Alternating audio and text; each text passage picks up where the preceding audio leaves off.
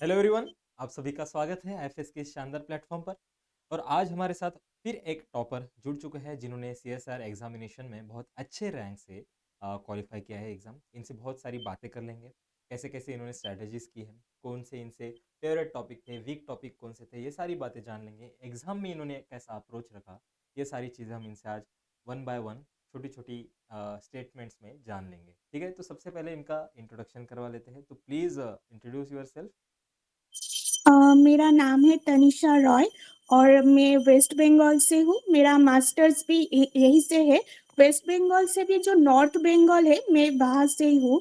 तो मेरा masters north Bengal university से है और जो लास्ट सीएसआईआर नेट जेआरएफ था वो मैंने क्लियर कर दिया और मेरा रैंक था 113। Nice, very nice. बहुत बहुत बहुत कॉन्ग्रेचुलेशंस अभी इस अचीवमेंट के लिए। आपको FS is very proud thank of you. You. And सबसे पहले तो मैं ये पूछना चाहता हूँ कि एग्ज़ाम कैसा था? इट वाज मॉडरेट एग्जाम और इजी और हार्ड? लास्ट टाइम तो मुझे मॉडरेट, इजी टू मॉडरेट ही लगा। मतलब जो अभी आपने जो क्वालिफाई किया है वो हाँ हाँ। Comparing to the other examination, right? मतलब इससे हाँ पहले हाँ। जो हुए उससे ये थोड़ा इजी या मॉडरेट लेवल में था। हाँ। ओके।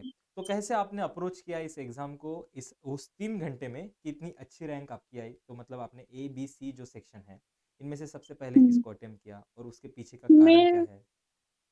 मैं सबसे पहले तो बी करती हूँ, हमेशा ही बी। हम्म। उसके बाद सी और पार्ट ए सबसे लास्ट में, क्योंकि वो मुझे थोड़ा कम आता है तो इसलिए। मैं रीजन जान सकता हूँ कि आपने बी क्यों फर्स्ट सबसे पहले सिलेक्ट किया? वो भी 2 मार्क्स का होता है हम्म। और वो मतलब अगर पता होता है तो ही आंसर हो सकता है उसका, सही बात। नहीं तो नहीं हो सकता। तो भी तो मैं जल्दी जल्दी रीड करती थी, जो मुझे आएगा मैं उसी टाइम उसे कर देती थी, आंसर कर देती थी। तो कुछ क्वेश्चंस रह जाते थे, लगता था कि हो भी सकता है अगर मैं फिर से देखूँ तो वो मैं रख देती थी, लास्ट में देखूंगी। तो पार्ट सी में उसके बाद चली जाती थी, क्योंकि पार्ट सी सबसे ज्यादा टाइम लगता है पार्ट सी में। तो मतलब मेरा तो 1.5 घंटा ही चला गया था पार्ट सी के लिए ही। मतलब तो आपने उसके बाद रिवर्स अप्रोच लगाया, राइट? कि हाँ सबसे हाँ। पहले सब सी के ऊपर जाते हैं, बट आपने सबसे पहले बी को कंप्लीट करके सबसे ज्यादा टाइम हाँ आपने सी के लिए बचा के रखा। हाँ हाँ राइट, हाँ। Very nice. और प्लीज कंटिन्यू। और पार्ट सी अगर हो गया तो पार्ट सी मेरा ज्यादा अच्छा हुआ था, तो होगा तो उसके बाद में पार्ट ए देखती थी। वो पार्ट ए से मुझे 4-5 ही आते हैं हाँ। हमेशा वैसे ही होता है मेरे साथ। तो वो करके फिर से पार्ट भी देखती थी, तो ऐसे करके हो गया। Nice, very nice. मतलब आप मल्टीपल राउंड में एग्जाम को सॉल्व करते थे, या फिर एक बार हाँ। बी के ऊपर चले गए तो बी पे ही रहोगे और फिर उसके बाद सी पे जाओगे, ऐसा किया था आपने? क्या फिर शिफ्ट होते थे बीच बीच में? नहीं, शिफ्ट ऐसे नहीं, बी कर लिया पूरा, एकदम सारे क्वेश्चंस देख लिए, जितना आता है कर लिया। उसके बाद जो मुझे लगता था थोड़ा कंफ्यूज हूँ मैं उसके लिए, तो वो बाद में करती थी ऐसे ही। अच्छा, मतलब अगर आप स्टक हो गए एक क्वेश्चन के ऊपर तो आप कितना मिनिमम टाइम देते थे? अगर इससे ज्यादा अगर लग रहा है तो आप मुझे उसको स्किप कर स्टक देते थे? स्टक होंगे तो मैं ज्यादा नहीं देती हूँ। ये मेरा है, मतलब ज्यादा टाइम मुझे किसी भी क्वेश्चंस में बर्बाद नहीं करना है। नहीं होता तो छोड़ देती हूँ मैं। अच्छा, आपने एक वैल्यू सेट करके रखी होगी ना, एक टाइम सेट करके रखा होगा कि अगर सपोज इसको 1.5 मिनट से ज्यादा लग रहा है तो इसको फिर मैं बाद में आके करूंगी, ऐसा मैं कुछ था? 1 मिनट देखती हूँ, 1 मिनट ही देखती हूँ, उसके बाद छोड़ देती हूँ। ओके, फिर मतलब फिर से डबल आते थे उस पे। हाँ हाँ। तो फिर ये डेवलप कैसे किया आपने ये स्ट्रेटेजी? पीवाईक्यू प्रैक्टिस से, ओके। बहुत ज्यादा पीवाईक्यू प्रैक्टिस करना पड़ता है।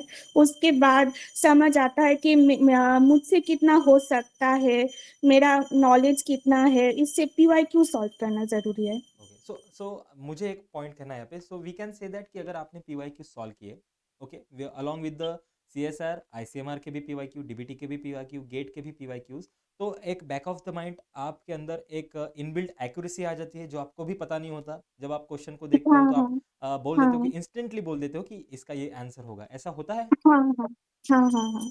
तो कितना फायदा है पीवाई क्यूज को सॉल्व करने का? बहुत ज्यादा पीवाईक्यू सबको करना चाहिए, मतलब बहुत ही ज्यादा वो चाहिए ही यार की। पीवाईक्यू बहुत इंपॉर्टेंट तो है। मतलब आपके पॉइंट ऑफ व्यू से आप कैसे देखते हो पीवाई क्यूज को? मतलब इसका डायरेक्टली एग्जाम के ऊपर कैसे असर होता है? पीवाईक्यू से कॉन्सेप्ट, मतलब मैं कॉन्सेप्ट पढ़ा, सर ने पढ़ाया, पढ़ा मैंने। अब वो मैं अप्लाई कर भी पा रही हूँ कि नहीं, ओके। ऐसा नहीं कि मैं पढ़े ही जा रही हूँ, कुछ अप्लाई नहीं कर पा रही हूँ, ऐसा तो नहीं होना चाहिए, इसलिए PYQ देखती थी। Yes, because CSR is all about applications, है ना? आपको हाँ। कितना भी आता होगा, बट उस हम्म, आने वाले कंसेप्ट को जब अगर आप अप्लाई कर पा रहे हो किसी क्वेश्चन में, तो वही हाँ। इंपॉर्टेंट है, वही एग्जाम के लिए इंपॉर्टेंट है, राइट? कोई आपको हम्म, थियोरटिकल नहीं पूछेगा कि इतना इतना लिख के बताओ। नहीं। एग्जैक्टली हम्म, एग्जैक्टली, तो यही बातें सब आपको पीवाईक्यू से आती है। तो आप एक्सपेक्ट कर रही थी ये रिजल्ट जब आपने वो 3 घंटे के बाद सब प्रेस कर दिया, सेव का बटन दबा दिया और एग्जाम सेंटर से बाहर आ गए, तो कैसा था, फीलिंग कैसा लगा? लग तो रहा था थोड़ा थोड़ा हो सकता है, फिर भी डर भी लगता है, अगर नहीं हुआ तो, ज्यादा गलत करके आ गई तो थोड़ा थोड़ा डर भी था। अब लग भी रहा था हो भी जाएगा शायद, ऐसे करके, और ऐसा ही जब था। रॉ स्कोर आया, तब आपका क्या हाँ। रिस्पॉन्स था कि 100% आप श्योर थे, अ, कि आपको लग रहा था कि नहीं, जेआरएफ होगा या रिलेस आंसर होगा? की आंसर की जब आया था, तो मैंने जब कैलकुलेट किया, जो रॉ स्कोर था वो JRF के लिए सफिशिएंट नहीं था, ओके। मतलब जनरल कैटेगरी के लिए तो नहीं था वो सफिशिएंट। तो मैं बहुत रोई थी, बहुत ज्यादा। उसके बाद जब फाइनल आंसर की आया था, उसमें एक क्वेश्चन मतलब ठीक कर दिए थे उन लोगों ने, हाँ, तो उससे बढ़ गया। वैसे तब लगा कि हो जाएगा इस बार। It's a kind of miracle, right? हाँ हाँ हाँ राइट, बिकॉज अनएक्सपेक्टेड थिंग्स ही आपको थ्रिल्स देती है, राइट? जब आप सोचते नहीं हाँ हो कि हो जाता है और सडनली हो जाता है वो, तो ये हाँ एक अलग हिट करता है, राइट? Very nice. हाँ एंड हाँ। क्या आपके आगे प्लान है, क्यों आपने सीएसआर को टारगेट किया, क्या रीजन है इसका? मेरा तो बचपन से, वो क्या बोलूं, स्कूल टाइम से रिसर्च का बहुत शौक था।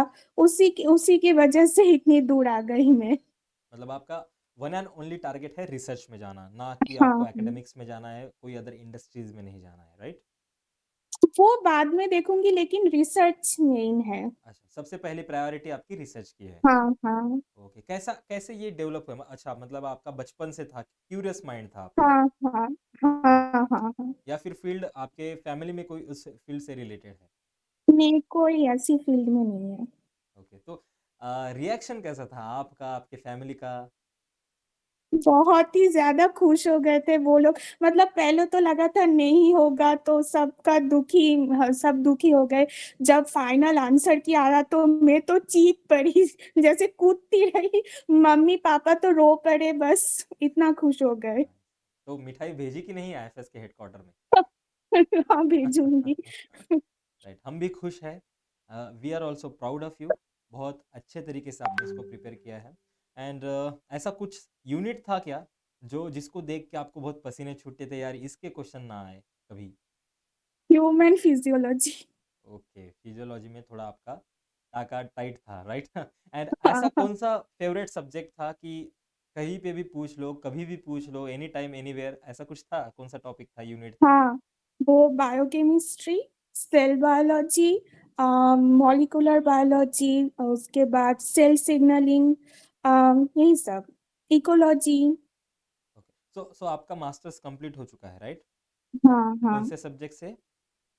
बॉटनी। बॉटनी से। तो मास्टर्स अगर आपने बॉटनी में किया है, तो उसके कुछ फायदे हम्म। होते हैं सीएसआर एग्जामिनेशन में, मतलब प्रिपरेशन हाँ, में? वो प्लांट फिजियोलॉजी अच्छा हो जाता है, ओके। इसलिए। अच्छा, हम्म मतलब अ, इसका एक हम एक तथ्य निकाल सकते हैं कि जो टॉपिक सीएसआर के सिलेबस में है और आपके मास्टर्स में ओवरलैप कर रहे हैं, तो उनको आप मास्टर्स में ही अच्छे तरीके से कर ले, हम्म। राइट? अगर जब आप टारगेट कर रहे हाँ हो किसी हाँ। एग्जामिनेशन को, सीएसआर को, तो अगर वो सिलेबस ओवरलैप कर रहा है, जो भी हमारे व्यूवर्स हैं उनको मैं बताना चाहता हूँ कि अगर वो सिलेबस आपके मास्टर्स के साथ ओवरलैप कर रहा है, तो उसको पहले ही मास्टर्स में ही कंप्लीट करके उसको स्ट्रांग बना ले।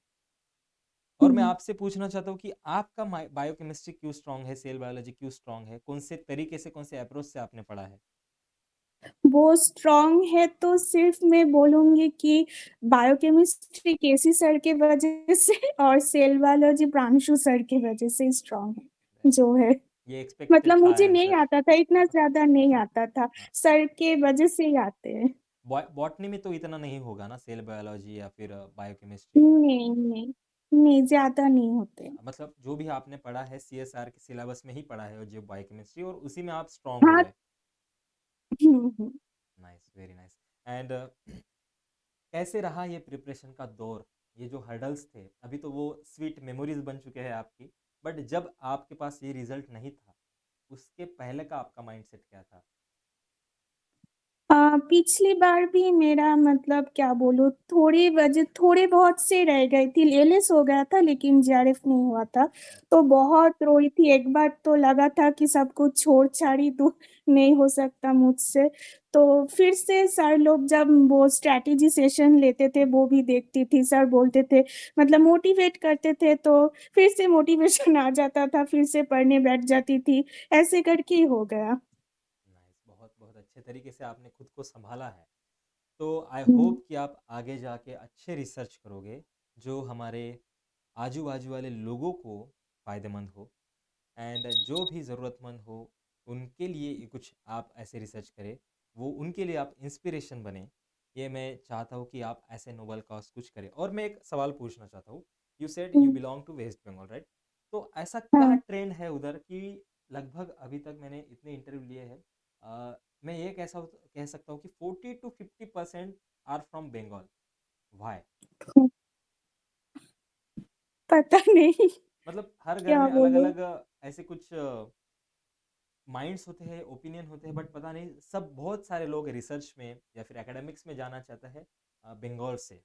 ऐसा कुछ एक रिसर्च करना पड़ेगा इसके ऊपर, है ना? It itself a research, right? क्योंकि बहुत सारे हाँ, लोग मैंने देखे हैं बंगाल से आते हैं, सीएसआर का बहुत अच्छे से प्रिपरेशन करते हैं और टॉप रैंकर्स भी होते हैं ना। ऐसा नहीं कि सिर्फ वो हाँ, हाँ, क्वालिफाई करते हैं, वो टॉप रैंकर्स भी होते हाँ। हैं, they have very brilliant minds. तो ऐसा क्या है, आपको भी नहीं पता इसका रीज़न? नहीं। Okay, do research, right? And at the end क्या कहना चाहोगे हमारे व्यूअर्स को आप? अम, मतलब जो भी इस एग्ज़ाम्स का प्रिपरेशन कर रहे हैं तो बहुत डिमोटिवेशन आती है, बहुत रोना भी आता है, मुझे पता है। लेकिन फिर भी अगर करना है तो करना है ही। तो जब लगता है कि नहीं हो रहा है तो सब कुछ मतलब उस टाइम के लिए पॉज़ कर दो, जो अच्छा लगता है उस टाइम वो करो। फिर से मोटिवेशन आ जाएगा तो फिर से पढ़ाई भी हो जाएगा। Very nice, very sweet. And thank you for your precious time. And IFS is always there in any point of your life. जो भी आपको काउंसलिंग चाहिए, मदद चाहिए, उन सभी के लिए आईएफएस है। And IFS is very proud. Okay, अभी के लिए तो बहुत कॉन्ग्रेचुलेशंस आपको, एंड आगे आने वाले आपके सुंदर भविष्य के लिए all the best from the IFS faculty. Okay. Thank you.